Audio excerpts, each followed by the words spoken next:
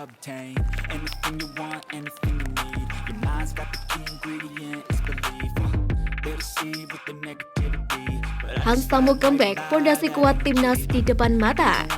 Media Vietnam sebut Indonesia tetap kuat tanpa Elkan Bagot. Sintayong dan PSSI sepakat soal target dan konsekuensi.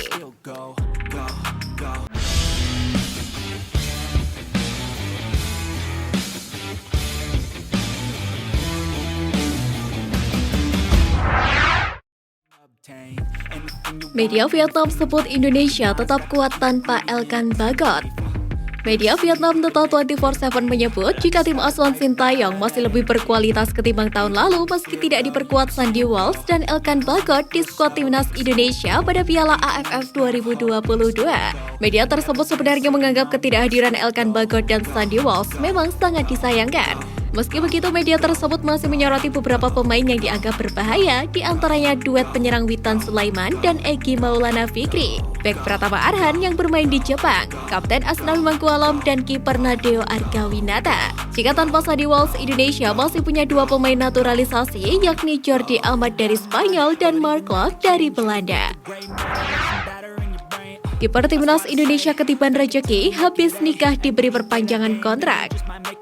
Kebahagiaan berlipat dirasakan kiper timnas Indonesia Muhammad Riyandi di hari pernikahannya pada Minggu kemarin. Tepat di hari resepsi pernikahannya, Muhammad Riyandi diberikan kado spesial dari manajemen Persis Solo. Kado itu berupa perpanjangan kontrak sampai 2025 yang diserahkan secara simbolis dalam bentuk jersey bernomor 2025.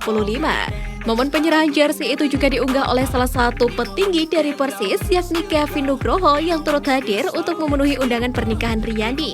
Bukan hanya kado perpanjangan kontrak, pernikahan Riyandi terasa semakin spesial lantaran dirinya masuk skuad final timnas Indonesia untuk Piala AFF 2022. Gagal masuk skuad Sintayong, Zaki Ashraf tebar pesan positif. Zaki merupakan pemain yang cukup sibuk. Dia sebelumnya bersama timnas U20 Indonesia melakukan pemusatan latihan di Turki dan juga Spanyol. Namun Zaki tidak masuk dalam skuad final untuk Piala AFF 2022. Tak hanya itu, satu pemain timnas U20 Indonesia lainnya yakni Ferrari juga gagal tampil di ajang tersebut. Melewatkan Piala AFF 2022, Zaki Ashraf menegaskan jika hal ini tidak membuatnya kecewa. Kegagalan ini menjadi motivasi untuk lebih baik lagi demi menembus skuad Garuda. Zaki menegaskan jika saat ini akan fokus untuk turnamen selanjutnya, yakni Piala Asia U20 2023 dan Piala Dunia U20 2023. Supporter tak pedulikan harga tiket yang mahal.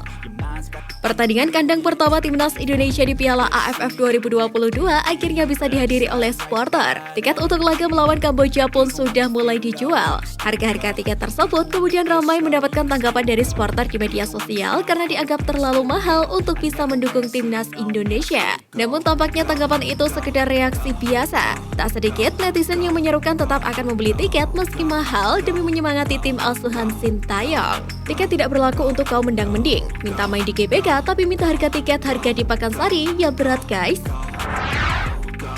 Egy Maulana Fikri digoda untuk bermain di Liga Malaysia.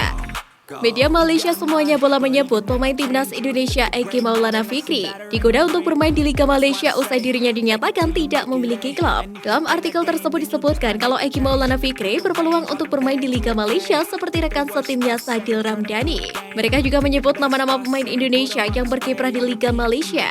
Kira-kira apakah Egy Maulana Fikri akan mencoba peruntungan di Liga Malaysia ke depannya? Menpora dan Erick Thohir temui Presiden FIFA di Qatar. Menteri Pemuda dan Olahraga Zainuddin Amali dan Menteri Badan Usaha Milik Negara Erick Thohir diketahui menemui Presiden Gianni Infantino di Qatar. Keduanya bertemu tanpa Ketum PSSI Muhammad Iryawan. Di lain sisi, Erick Thohir mengungkapkan pertemuan tersebut untuk membahas persiapan Indonesia menjadi tuan rumah Piala Dunia U20 2023. Menurut Erick, Qatar dapat menjadi contoh penyelenggaraan Piala Dunia yang sukses. Salah satu tolak ukur kesuksesan tersebut adalah kemampuan Qatar dalam menyajikan pesta olahraga yang meriah, sekaligus memperkenalkan keindahan budaya Islami lewat sepak bola. Sadil Ramdhani dapat tuah dari sang ibunda jelang Piala AFF 2022. Winger timnas Indonesia Sadil Ramdhani dapat petuah jelang bergulirnya Piala AFF 2022.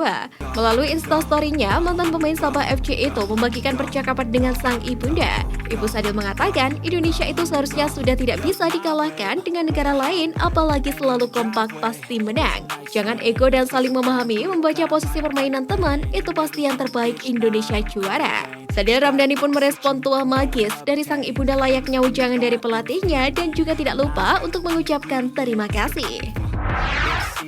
Muhammad Ferrari dicoret Sintayong, Thomas Doll beri respon.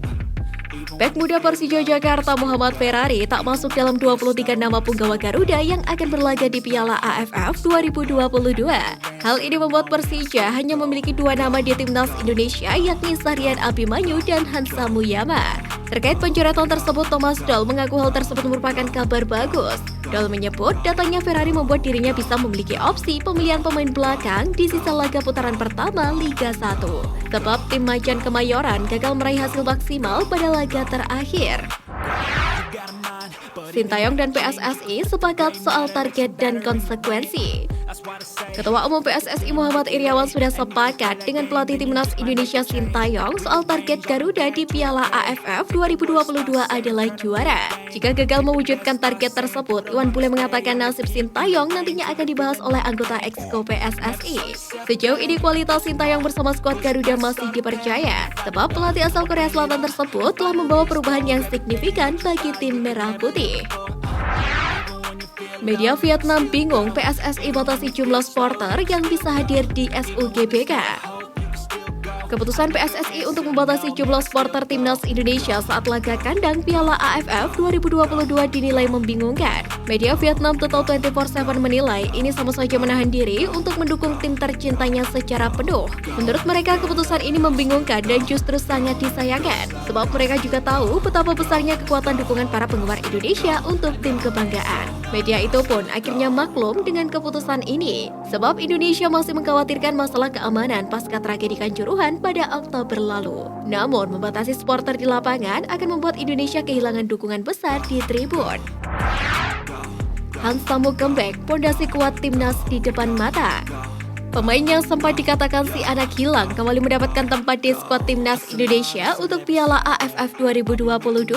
Pemain itu ialah Hansa Muyama Pranata. Penampilan Hansamu bersama Persija Jakarta nampaknya membuat pelatih timnas Indonesia Sintayong melirik pemain 27 tahun itu. Bahkan dia tampil reguler selama 8 pertandingan itu dengan mencatatkan 694 bermain. Terakhir kali Hansamu bermain untuk timnas Indonesia adalah pada tahun 2019 lalu. Saat itu timnas Indonesia di bawah pelatih Simon McManamy menjalani kualifikasi Piala Dunia 2022 zona Asia. Even when you feel low, you can still go. Even when you feel slow, you can still go. Even when there's no hope, you can still go.